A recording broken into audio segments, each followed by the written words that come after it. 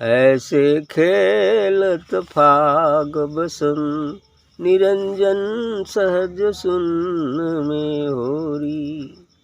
ऐसे खेलत फाग बसंत निरंजन सहज सुन में होरी। बाजत ताल मृदंग झांझ डफ अगम निगम की डोरी। बाजत ताल मृदंग झांझ डफ अगम निगम की डोरी। मन एक भंवर कोकिला गूंजे, मन एक भंवर कोकिला गूंजे, सोहम सोहम सोरी। वाह। मन एक भंवर कोकिला गूंजे, सोहम सोहम सोरी। ऐसे खेलत फाग बसंत निरंजन सहज सुन में होरी। अष्टकमल दल भीतर मनुआ त्रिकुटी महल रे चोरी। अष्टकमल दल भीतर मनवा त्रिकुटी महल रे चोरी।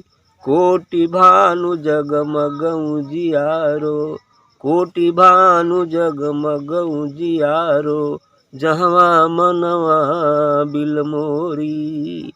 कोटि भानु जगमग उजियारो, जहवा मनवा बिलमोरी। मानस सरोवर हंसा डोले, मानस सरोवर हंसा डोले, अति घन पोप फुलोरी। मानस सरोवर हंसा डोले, अति घन पोप फुलोरी। जरा मरण की संशय मेटो। बारिक कवि साहब। हरि जरा मरण की संशय मेटो, जाति वरण बिसरोरी। जरा मरण की संशय मेटो, जाति वरण बिसरोरी। सुरति सुहागिन संग लिए मनवा, सुरति सुहागिन संग लिए मनुआ, हाथ सुमति की डोरी। हाथ सुमति की डोरी।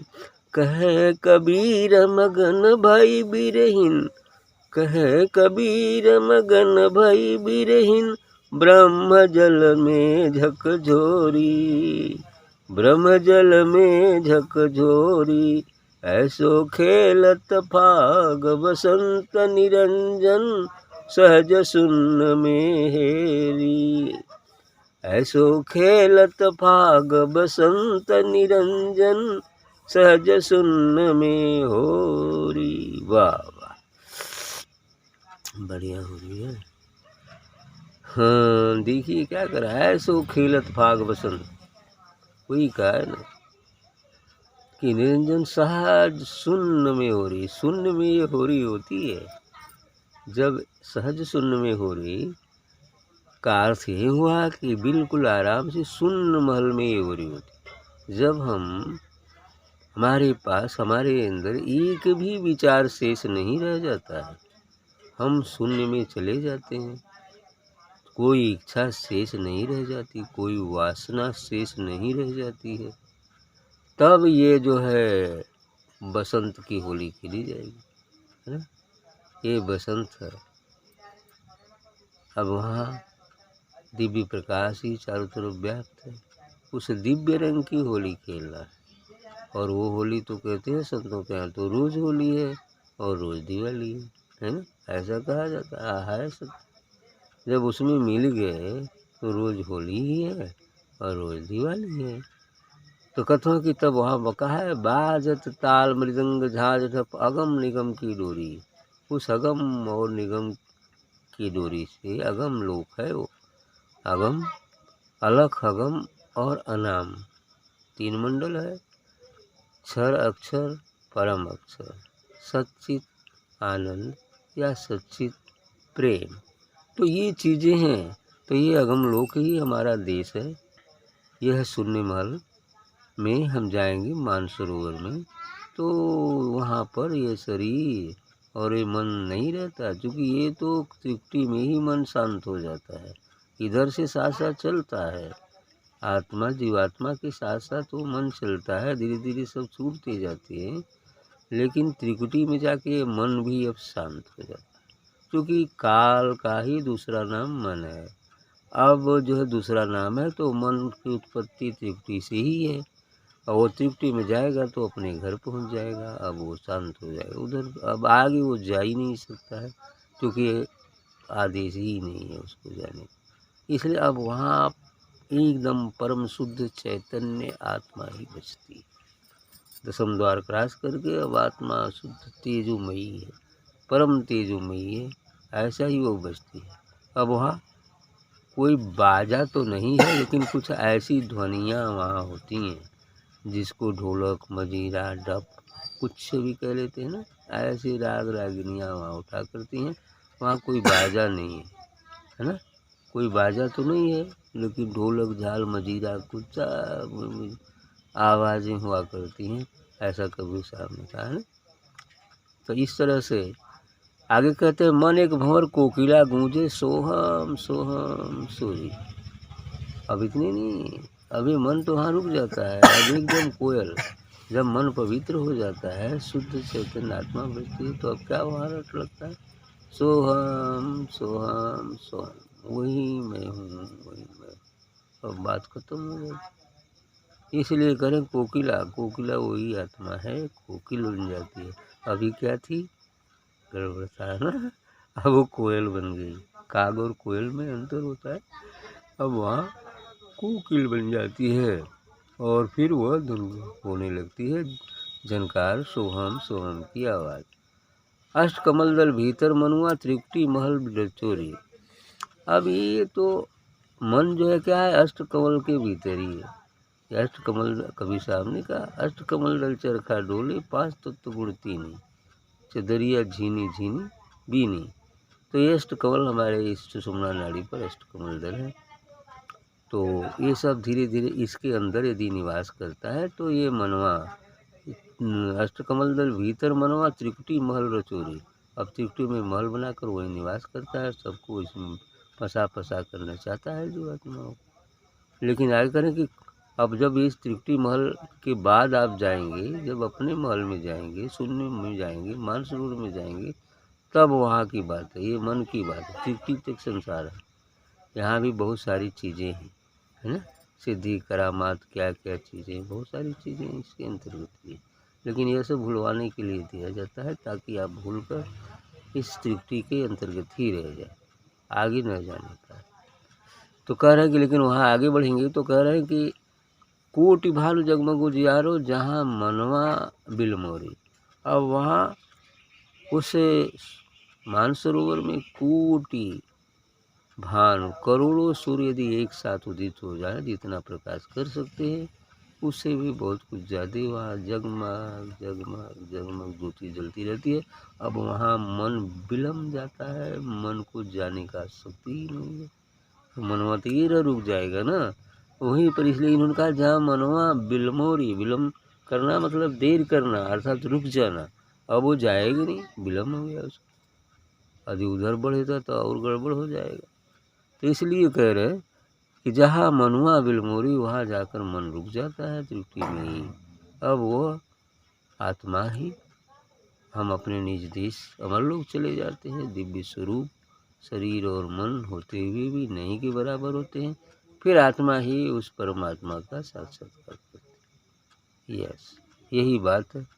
आगे बोले, मानसरोवर हंसा डोले, अति घन पुह फुलोरी। अब इस तरह से ये हंस, अभी काग था, अभी बगुला रूप जो जीवात्मा थी, अब धीरे धीरे ये झंझावतों में ये झकझोरा, ये क्या है, झकझोरना क्या है, ये संसार के कष्ट और मुसीबत जो आते हैं हमारे जीवन में, तो ये झकझोरना ही तो है। और झकझोड़ाई ना तबले पहचान हुई कैसे, यो तो बात है। और तबले राग टूटी कैसे है। ये संसार से जो राग हो गया है, उस राग को तोड़ने के लिए दुख कष्ट और मुसीबत, यही तो तपस्या है। अब वो तपस्या तो जंगल वाली नहीं कर पाएंगे, तो ये तो तपस्या सहना पड़ेगा। तो ये सहेंगे, क्योंकि संस्कारों को जलाना है। साधारण इंसान के लिए तो बस पिछले प्रारब्ध के अनुसार ही संस्कार भोगने पड़ते हैं, है ना। इसलिए वो सुखी और खुश भी रह सकता है। लेकिन जो साधक हैं उनको तो पिछले सभी जन्मों के संस्कार को भोगना है, तो बताइए कष्ट होगा कि नहीं कष्ट होगा। तो इसलिए उसमें घबराना नहीं, बिना परमात्मा की शिकायत किए अपने ही कर्मों का फल समझकर जो है इसे जो है सह लेना है, इसे भोग कर समाप्त करना है। बल्कि इसी स्थिति में सद्गुरु का ध्यान बढ़ा देना चाहिए, है ना, ताकि जल्दी से काम पूरा हो जाए। ठीक। तो कोटि भान जगमग उजियारा, जहाँ मनवा बिलमोरी वो मन वहाँ पर रुक जाता है। अब मानसरोवर हंसा डोले, अब वो हंस, वह जीवात्मा जो अभी थी काग रूप बगुला रूप, अब वो हंस बन गई है। 16 श्रृंगार हो गया है, चुनर बिल्कुल रंग गई है ना, एकदम शुद्ध हो गई है। इसलिए अति घन फुलोरी, वहाँ तो पुष्प खिले हुए हैं, दिव्य पुष्प प्रकाश के, दिव्य श्वेत प्रकाश के वो पुष्प खुले हुए हैं। अगर की सुगंध भी आ रही है, चंदन की सुगंध भी आ रही, तमाम बातें हो रही हैं वहाँ। तो इसलिए अति घन पुष्प फुलोरी, बहुत घना घना पुष्प खिला हुआ है। जरा मरण की संशय मेटो, अब ऐसा यदि हम मानसरोवर पहुँच जाते हैं तो वहाँ जरा और मरण दोनों का संशय मिट जाता है। वृद्धावस्था, मृत्यु जब ये मिट जाए तो फिर जन्म कहाँ रहेगी, वो न मिट जाए, है ना। जन्म होगा तब तो मरण होगी। तो जब जन्म मरण मिट जाता है, जरा मरण की संशय मिटी, ये संशय बिल्कुल मिट जाता है। अब वहाँ ऐसा संशय नहीं, जाति वर्ण बिसरो रही है, और इतनी नहीं, अब जाति और वर्ण सब भूल जाता है। कोई जाति कोई वर्ण वहाँ नहीं है, वहाँ तो बस एक ही बात है, वह है आत्मा, है ना। वहाँ न कोई जाति है न कोई वर्ण है। ये तो संसार के लिए भिन्न भिन्न बातें कर दिया गया है, लेकिन वास्तव में जाति तो केवल दो ही है, एक पुरुष है और महिला है संसारिक दृष्टिकोण से। और यदि सही ढंग से आध्यात्मिक दृष्टिकोण, तो जो आत्मा पुरुष में है वही आत्मा तो महिला में है, फिर एक ही तो हो गया। अब कहाँ बच गया, दो। ठीक। तो इस तरह से कह रहे हैं कि जरा मरण का संशय मेटो, जात वर्ण बिसरो रे। सूरत सुहागिन संग लिए मनवा, हाथ सुमत की डोरी। अब ये सूरत सुहागिन, अब सूरत ही सुहागिन हो गई। अभी तक तो दुहागिन थी, अब क्या हो गई, सुहागिन हो गई। संग लिए मनवा, मनवा के साथ लेके अब जाई, तो अब में मनवा का अंतर दूसर हो जाई।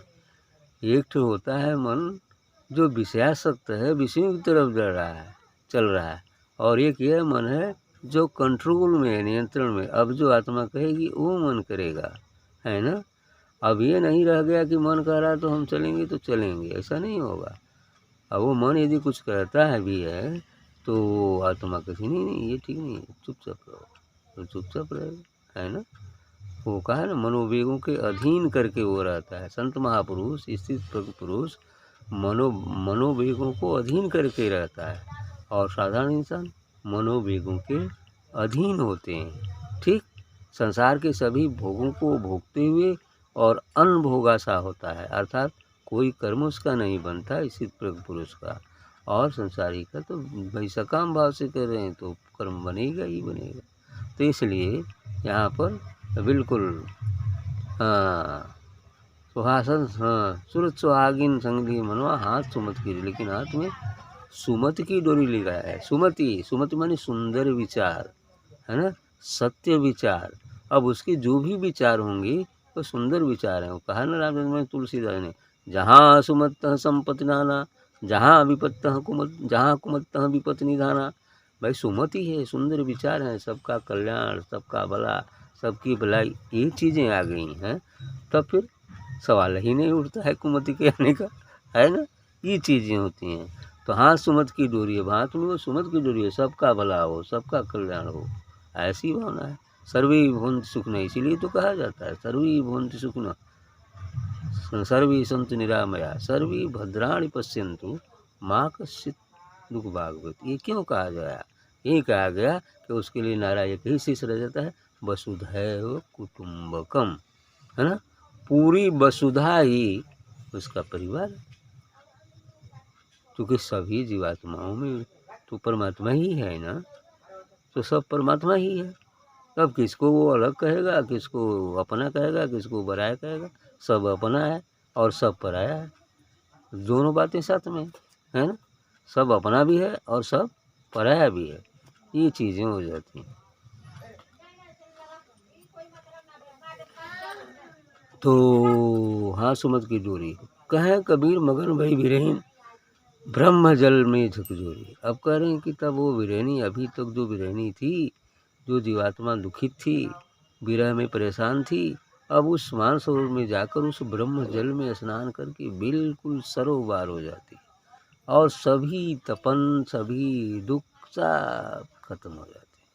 ठीक, पूर्ण शांति है, पूर्ण आराम है ना, कोई दिक्कत वहाँ नहीं है। कह रहे हैं ब्रह्म जल में झकझोरी, माने वो झकझोर कर स्नान कर लेती है उस ब्रह्म जल में, उस दिव्य प्रकाश में, सारी तरफ शांति ही शांति हो जाती है। वो वही तो बन जाती है ना। बूंद सागर से चली मिलने तो सागर में बन गई, काम खत्म हो गया।